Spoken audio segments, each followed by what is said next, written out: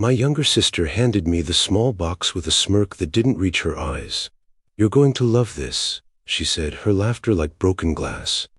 "It's perfect for you." Everyone at my birthday party watched as I opened it. DNA test kit. The room went quiet except for her giggling. "I mean, come on," she continued, waving her a wine glass. "Look at you. We've all wondered.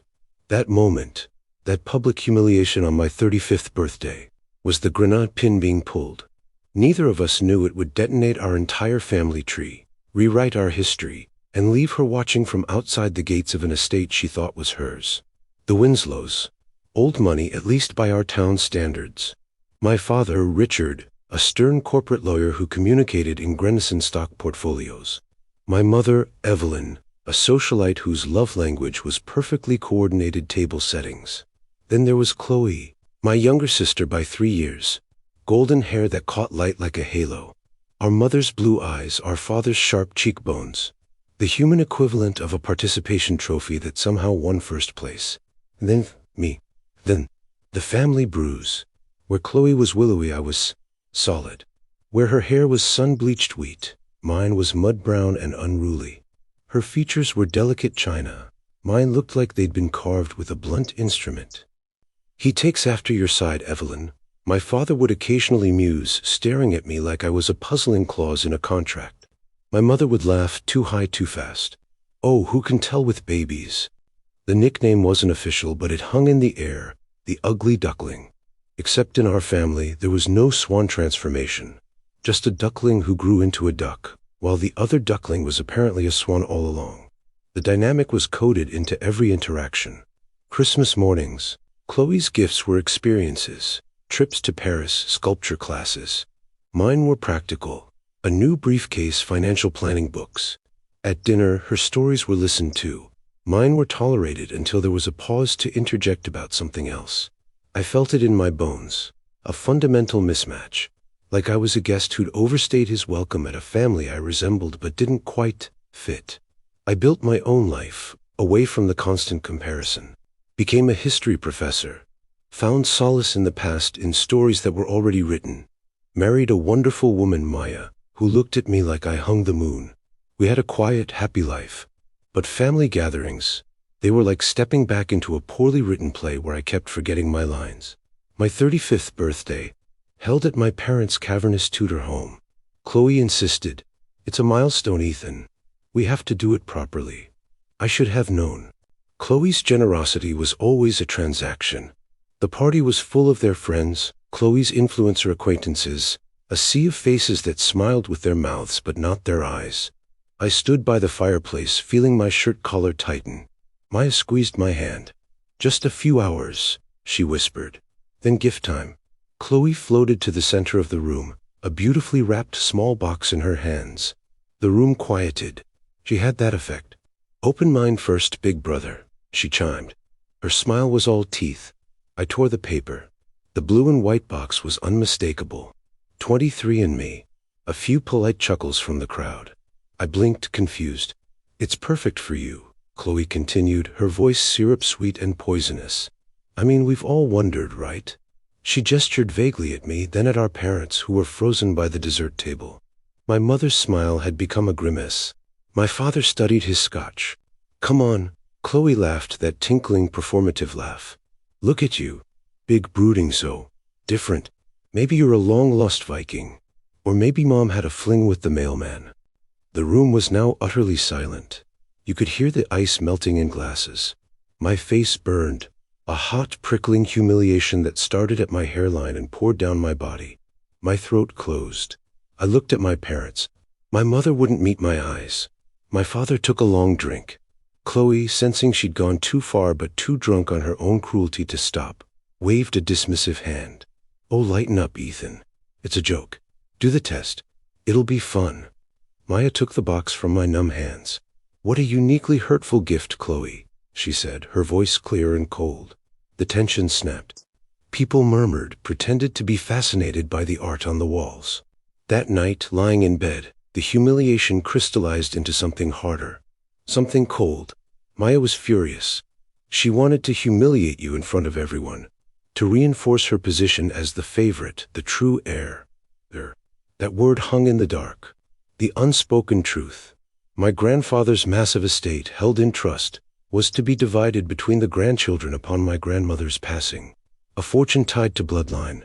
You should do it, Maya said softly. What? The test. Do it. Not for them. For you. For us. To know. And that was the moment. The pin pulled. I didn't want to know. I was terrified to know. But the alternative, living with this whispered doubt, this sanctioned cruelty, was worse. 3 days later, I spat in the tube, mailed it off, and tried to forget. The results came 4 weeks later. A quiet Tuesday afternoon. I clicked the email in my office, my heart a frantic drum against my ribs. The page loaded. Ethnicity estimates. Fine. Broadly Northwestern European. Then I clicked on DNA relatives. The top match, Chloe Winslow, sister 49% DNA shared. I stared. Siblings share approximately 50%. 49% was within the range. A weak, relieved breath left my lungs. Maybe it was all in my head. Maybe I was just the ugly duckling. But I kept scrolling. The algorithm showed parent-child relationships should be around 50% too. I filtered to show only those matches. Richard Winslow, father 0% DNA shared. Time stopped.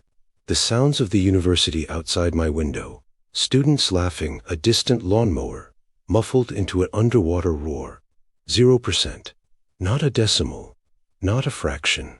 0. The biological child of Richard Winslow shares 0% of my DNA. I clicked on my mother. Evelyn Winslow.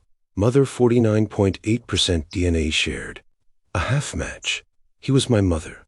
But Richard was not my father. The world didn't crack. It simply reordered itself. Every slight, every offhand comment, every time I felt like a stranger in my own home. It wasn't paranoia. It was genetic truth. I was a living, breathing secret. A 35-year-old lie. I felt dizzy, nauseous, then a strange, icy calm. This wasn't a tragedy. It was a key. I became a historian of my own life.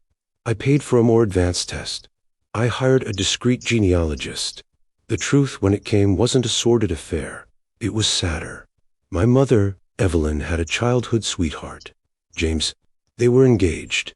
He died in a car accident 2 months before the wedding. A month later, she discovered she was pregnant. With me. Her wealthy, traditional family was horrified. A posthumous child. Scandal.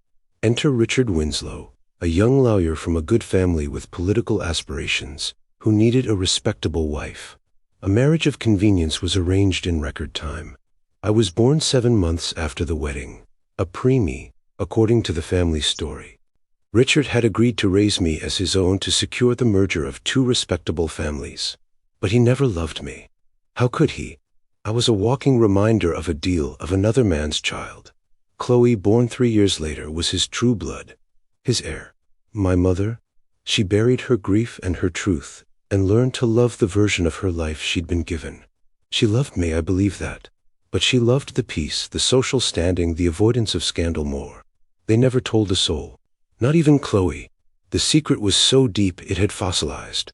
Here's where the revenge moves from emotional to fiscal. Remember that inheritance? My grandfather Winslow's trust was very, very specific. It used phrases like lawful biological descendants and lineal heirs of my son, Richard Winslow. He was designed to keep money in the Winslow bloodline. I sat with an estate litigation attorney, a shark in a bespoke suit named Ms. Vance. I showed her the DNA results, the genealogist's report. She leaned back, a slow smile spreading. Mr. Winslow, or rather Mr. Mother's maiden name, this is the cleanest case I've ever seen. You are not a biological descendant of Richard Winslow. Therefore, you are not a beneficiary under a trust specifically designed for his biological line. My heart sank. Was I going to be cut off?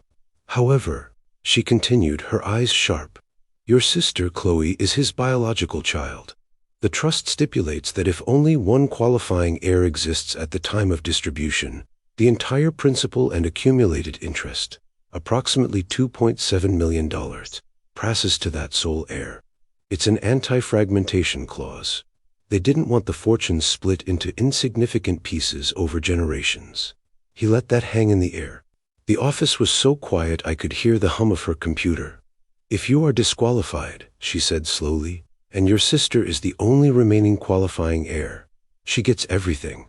But if the truth of your non-paternity becomes known, and it is determined that your parents knowingly misrepresented your lineage for financial and social gain, which they did, there could be grounds for you to sue the estate for fraud, for emotional distress, for a share you were promised under false pretenses. The legal fees alone would bleed the estate dry. The scandal would be nuclear."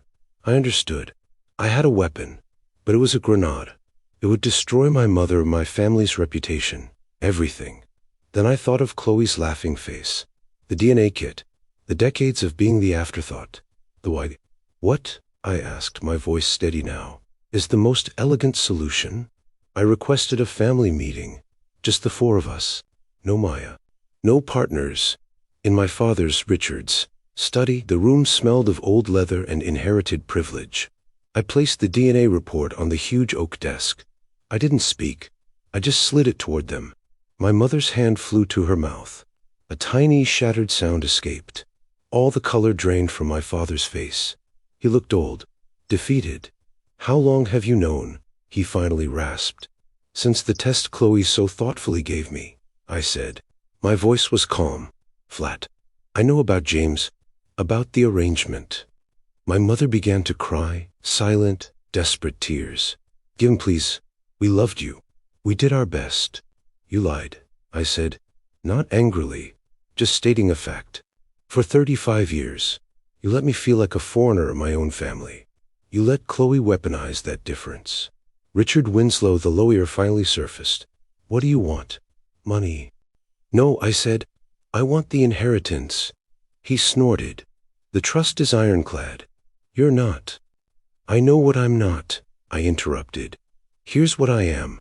I am the son who was presented to your father, to society, as your biological heir.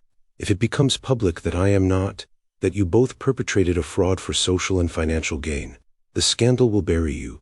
My litigation attorney estimates a fraud and distress case would be compelling and very public." The room went cold. "However," I continued as if discussing the weather, "I am willing to forego any legal action. I am willing to maintain the public fiction. For 2 conditions." "Name them," Richard whispered. "1, you and mother sit down with Chloe today and you tell her the truth. The whole truth. That I am not your biological son. That she is your only heir. You explain why the inheritance, under the strict terms of the trust, will go entirely to her." My mother sobbed. "Ethan, no." 2, I said, standing. "You make it explicitly clear to her that the only reason she is getting this windfall, the only reason the entire fortune is flowing to her alone, is because of the DNA test she gave me. The humiliation she orchestrated. That her cruelty was the catalyst that revealed the secret that made her rich." I looked at them both. "You will make her understand that her payday is built on the ruins of my identity. That every dollar she spends will come stamped with the memory of that birthday party." "And what do you get out of this?" Richard asked, bewildered. I smiled then. It felt strange on my face. "I get to watch. I get my peace. And I get to know that for the rest of her life, Chloe will have to live with the fact that her greatest act of malice led to her greatest gain, and severed the last thread of our relationship forever. He gets the money. She loses a brother. And she has to know it's her fault." "That's cruel," my mother whispered. I picked up the DNA report. "No, mother. Cruel is giving your son a DNA test as a punchline." I'm just handing her the microphone. They told her. I wasn't there, but Maya's friends saw Chloe leave their house later that night. She wasn't laughing. She looked pale, shaken, like someone who'd been handed a trophy made of ashes. The call came 2 days later. "Chloe." Her voice was stripped of all its usual performative sweetness. It was raw, small. "Ethan." I don't know what to say. I said nothing. I let the silence stretch, a vast, judgmental ocean. They told me everything. About James. About this arrangement. About the trust. She took a shuddering breath. "They said because you're not biologically dad's, the whole thing comes to me. But Ethan, they said if you hadn't done the test, if I hadn't." Her voice broke. "We could have just split it. We could have what, Chloe? I finally said, my voice quiet. Could have continued the lie? Could have you continued to make snide comments at my expense? I know why you gave me that test. It wasn't a joke. It was a power play. You wanted to highlight the difference, to cement your status. Congratulations. It worked better than you ever dreamed. I didn't know, she cried, the victim now. Classic Chloe. You knew it would hurt, I said. That's all you needed to know. Enjoy the money, Chloe. It's what you always wanted. You're the true heir, the golden child. You won. I hung up. The final beautiful twist? My own peace. Maya and I moved to a new city, near a university that offered me a department head position. We used our own savings, the money we'd earned, for a down payment on a house with a big backyard. No family money.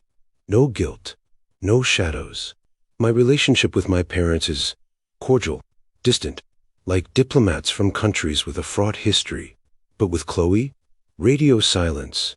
The inheritance was finalized. She got every last cent. But about 6 months later, my mother let something slip during a strained phone call. Chloe was miserable. The money was tainted. She felt isolated.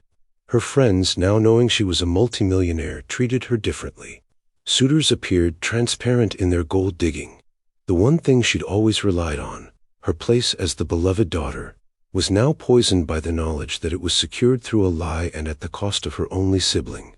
She had everything she thought she wanted, and it tasted like dust. The revenge wasn't in taking the money from her.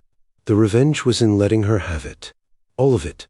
Because now, every time she writes a check, every time she buys a designer bag or posts from a luxury resort, she remembers. She remembers my face at that birthday party. She remembers the test she gave me. She remembers that her kingdom was built on the landmine she herself chose to step on. I am free. She is in a gilded cage of her own making. The ugly duckling didn't turn into a swan. He grew wings of his own and flew the hell away from the poisoned pond. Sometimes, the most satisfying justice isn't about taking something away from the person who wronged you. It's about revealing the true cost of their actions. It's about letting them have exactly what they thought they wanted, and allowing them to discover the bitterness at its core. The DNA test didn't just reveal my biological father. It revealed the true character of everyone in my family. And in the end, I got the one thing none of their money could ever buy. My own truth and the peace that came with it. The ultimate revenge isn't always wealth or ruin. Sometimes it's simply your freedom paid for by their own currency. If this story of hidden truths and quiet, elegant justice hit home for you, if you felt that surge of satisfaction when the pieces clicked into place, do me a favor. Smash that like button. Let's get this to 100,000 likes. Tell me in the comments, what would you have done in my shoes? Would you have fought for the money? Or was the psychological payoff more satisfying? And if you believe that karma has a funny way of balancing the books, subscribe and hit that notification bell. We dive deep into stories like this every single week. Tales of betrayal, secrets, and the moment the universe decides to settle the score. Thanks for watching. Remember, the truth doesn't set you free. What you do with it does.